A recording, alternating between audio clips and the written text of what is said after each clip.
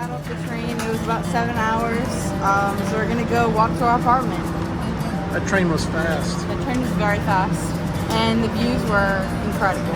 In the metro station, we're about to catch our first metro to our apartment.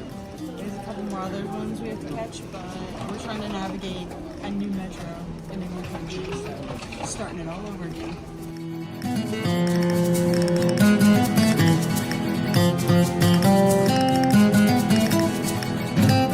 We are walking to dinner. One thing we didn't plan out before we got here was places to eat, so we're kind of just taking a chance and hoping that the restaurant we pick is going to be a good one.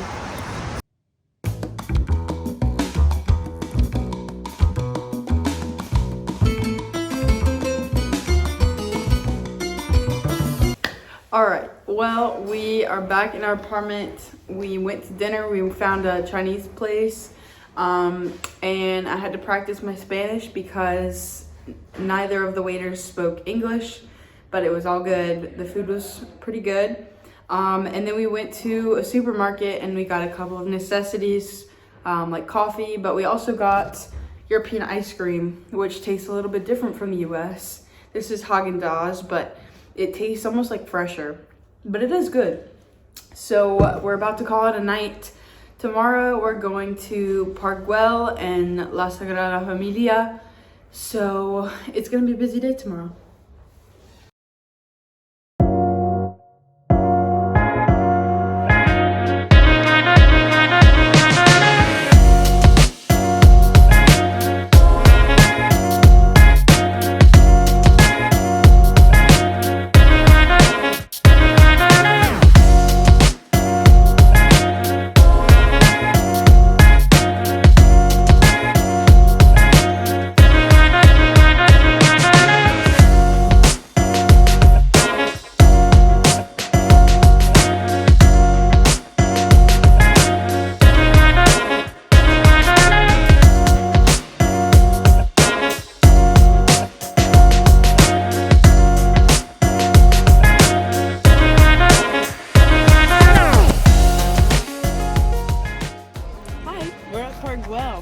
This was designed by Antonio Gaudi.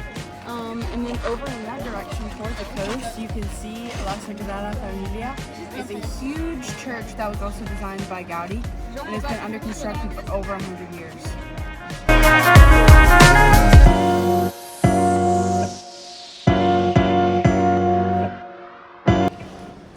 This is a covered area that Gaudi constructed, and in the middle there's some mosaics of the sun.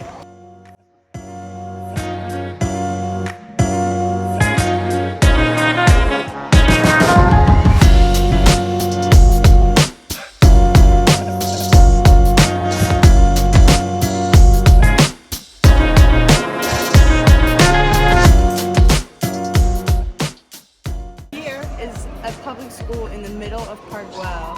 All these kids attend school every day for free, and they're surrounded by this beautiful architectural masterpiece. Could you imagine studying every day and looking out and seeing tourists taking photos of you?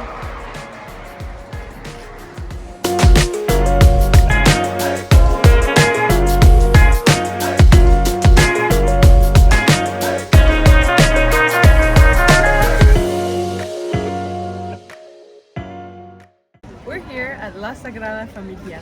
This is a very large cathedral. It's the tallest one in Barcelona, tallest building in Barcelona, and it's been under construction for over 100 years. It was built and first constructed by Antonio Gaudi, who also made Park Güell and a couple of other places around Barcelona. But this place is huge and it's so beautiful. We're very excited to take a tour. Come with us.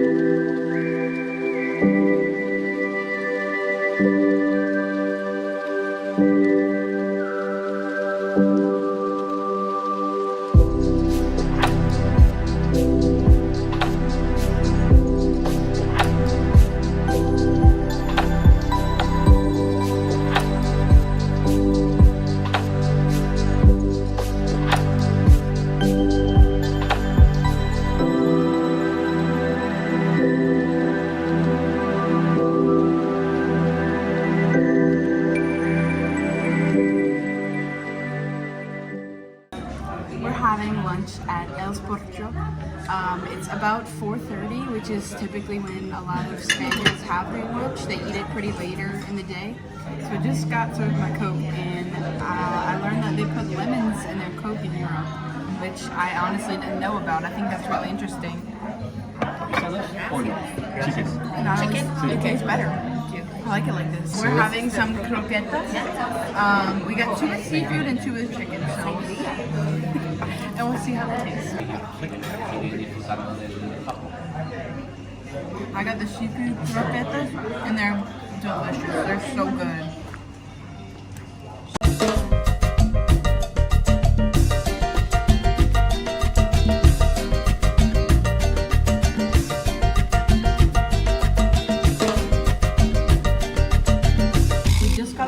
I got my rigatoni. Looks delicious. They serve like a little bit smaller portions in Europe, but they are very filling. And they got a little cheese on the side to scoop it in. You use a little spoon and put it all over. I got a puff pastry with a chocolate ganache on top with a little bit of whipped cream. It looks delicious. I'm very excited. You're doing a great job. Yes. Friend's the man. Our waiter friend was excellent. If you come to this restaurant, absolutely ask your friend. He's very accommodating. We were discussing our train situation that we rode on here from Paris to Barcelona. It was about a 7-hour train ride, and I definitely enjoyed it way more than the plane. We did have first class seats. In all honesty, we had a lot more leg room than we would have in the regular seat. However, we had a lot of leg room, and there was a lot of space to walk around where there really isn't on a plane. There was a cafe car, an entire car to go buy snacks and treats, whereas we were presented with meals at appointed times on the plane. But I would absolutely choose to ride by train if possible if you're traveling Europe, as it's on the ground, it's a lot quicker to travel, and you've got a lot more room. One of the things I noticed too is it was very quiet. Like not a lot of noise, people moving around, Yeah, whatnot. there's a lot less white noise on a train because you're not in the air, obviously, and there's not a pressure on the cabin. There's cars, and everyone talks very quietly. No one's yelling like on a plane when there's that background noise. It's a lot harder to hear, but everyone's very quiet. It's almost like a library.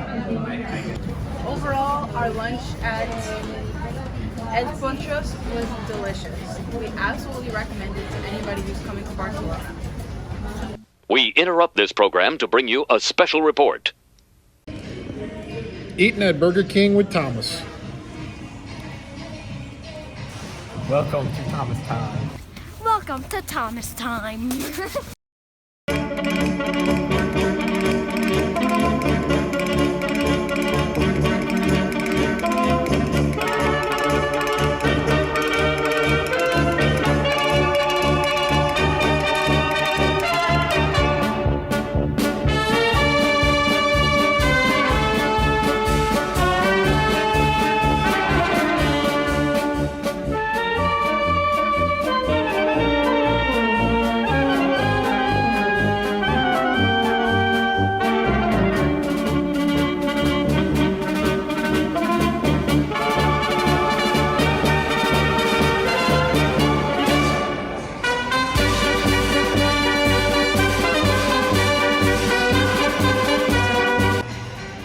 Barcelona, and we had a debate whether the burgers at Burger King in America or in Spain were different.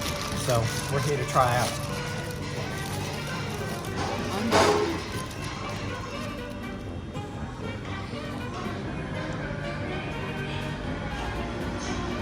It's the exact same. Not different. But the bun's different. The bun looks different. It does not taste different. Let's see if this chicken. I'm about to try my burger. We'll see if I agree with Thomas's opinion. I have an American bun. Looks very much like the ones at home. Looks like a regular burger from America. Got the typical stuff on it. Let's find out.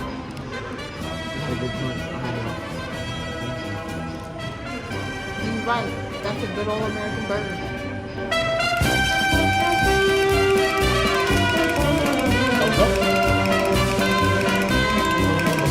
Question: Does Burger King get any additional credit for the dippable cheese.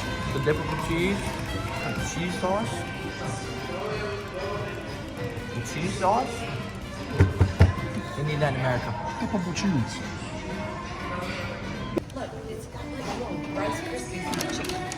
Look at that. It's fabulous. Queen cheese. All right. What about yours?